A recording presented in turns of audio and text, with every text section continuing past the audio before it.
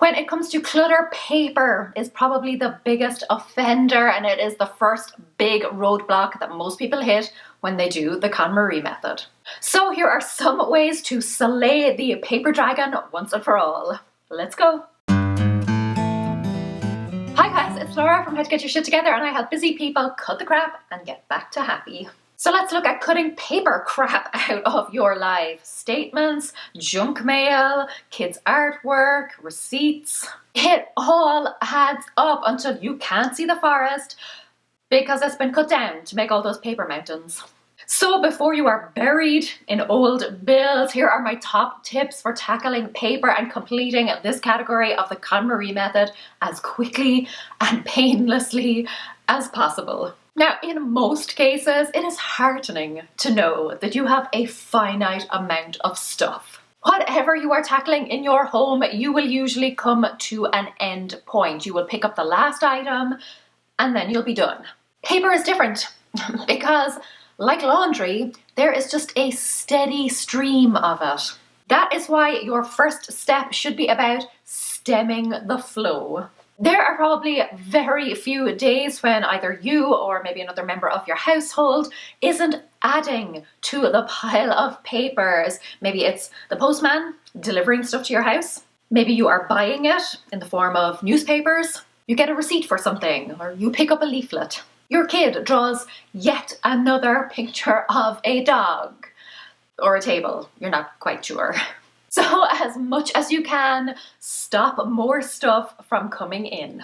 Switch as many bills and statements as you can to electronic formats. Cancel newspaper and magazine subscriptions that you no longer want. Refuse flyers and leaflets. My daughter's teacher emailed at the beginning of the school year to say that as well as the weekly emails she was going to be sending, she would also send home a paper version every week. So I replied back and said, please don't. Thankfully, she was happy to comply. So contact your kid's school and ask them if they can reduce the amount of paper clutter that is coming home. For junk mail, get yourself off mailing lists. The details for how you'll go about doing this will vary depending on where you live. I will pop a link to some resources, but the best thing you can do is go to your local post office and ask if they can point you in the right direction. Now, unfortunately, you won't be able to stop all of the paper, so the next step is to deal with the rest. Place a basket and or a recycling bin as paper bouncers at your threshold that will stop all the undesirables from entering. You may not be able to stop all of it from being sent to you, but you can stop it from spreading into your home.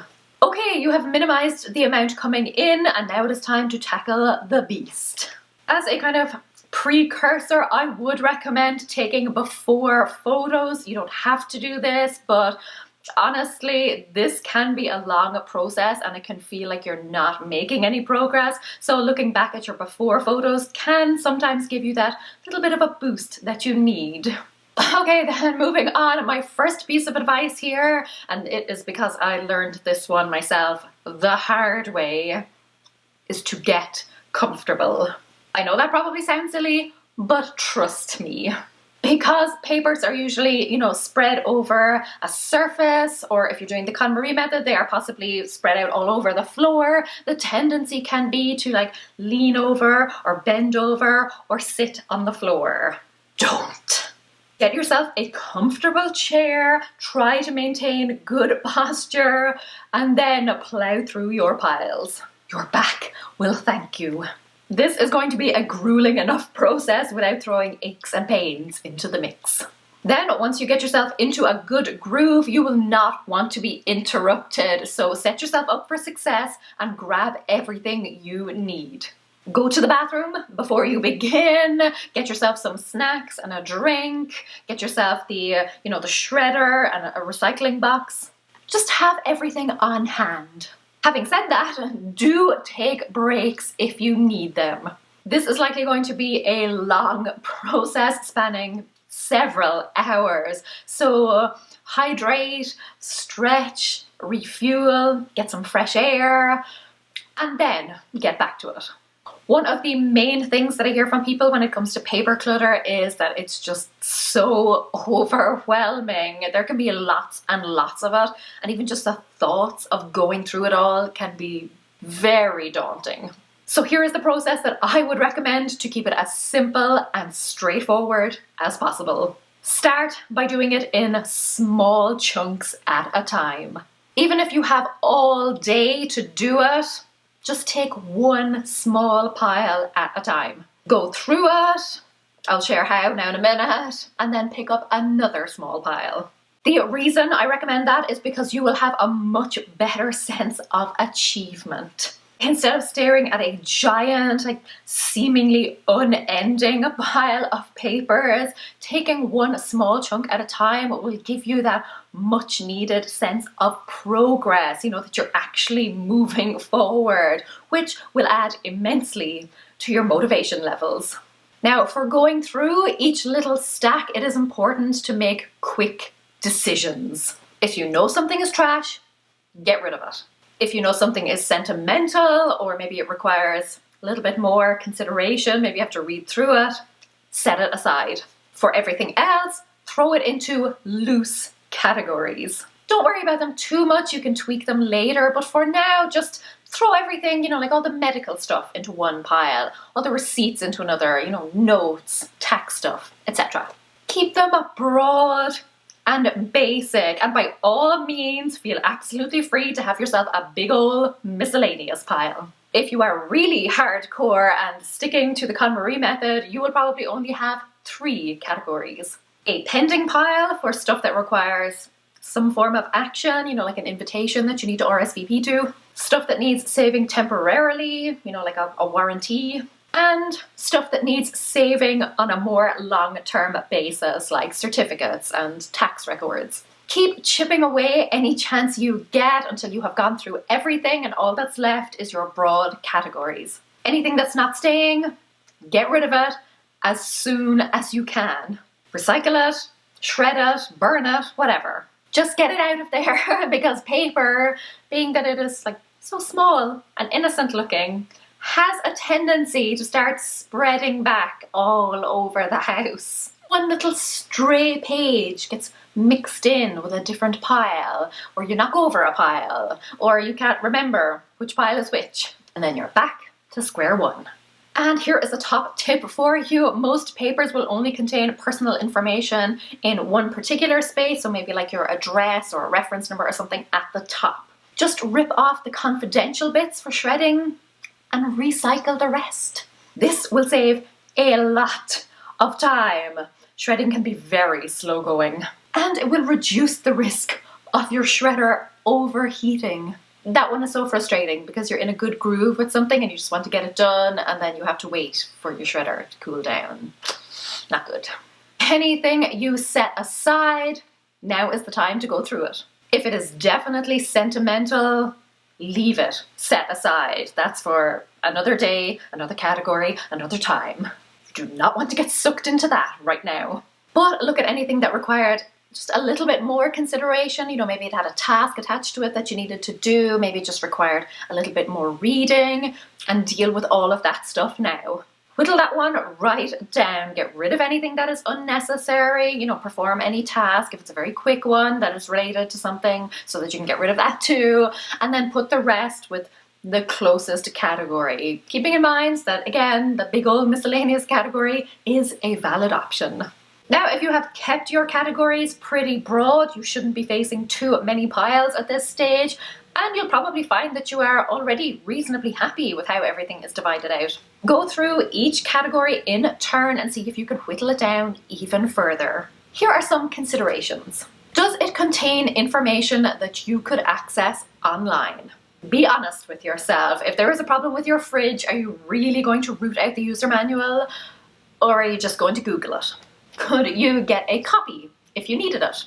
Is it something that you could go paperless for in future, like a utility bill? See where you could stem the flow even further, and then just make a note to switch over as soon as you are done sorting. And just because you have a notebook does not mean that you need to keep all the pages that are in it.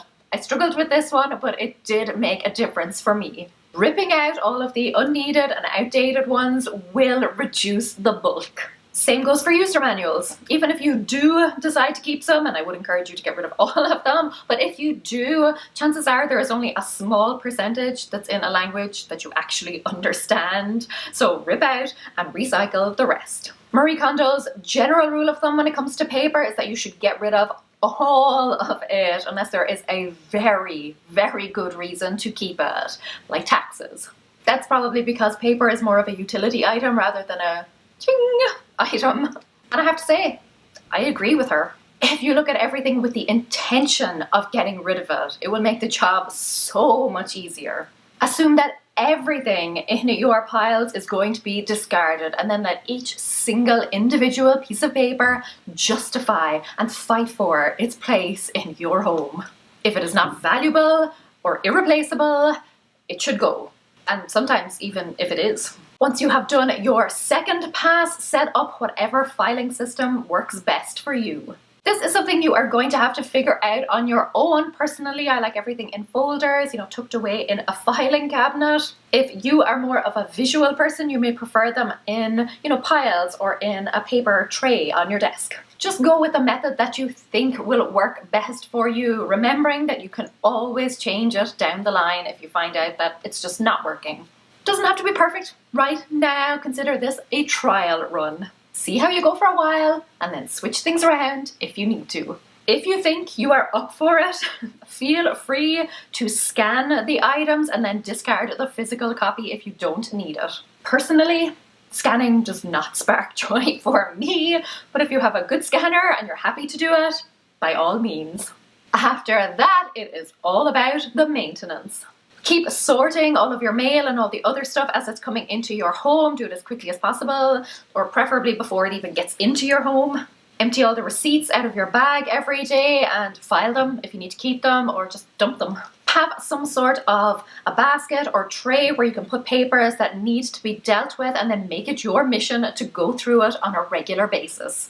I do this on a Sunday as part of my weekly reset, just as long as you figure out how to work it into your regular routine. And keep a close eye on the stuff that you are still receiving. Do you still need it? Is there a digital version that you could get instead? Can you cancel it? This will be a very quick process. All it requires is just a little bit of extra attention on your part so that you can easily spot and pounce on any paper predators that try and creep past you. If you're on a roll and you're looking for some more decluttering tips, I have my best ones right here. Or maybe you have already decluttered and now you're onto cleaning and organizing everything afterwards. My top hacks right here. Until then, gur raibh míle maith agaibh agus feicim misisiú sigalua. Slán!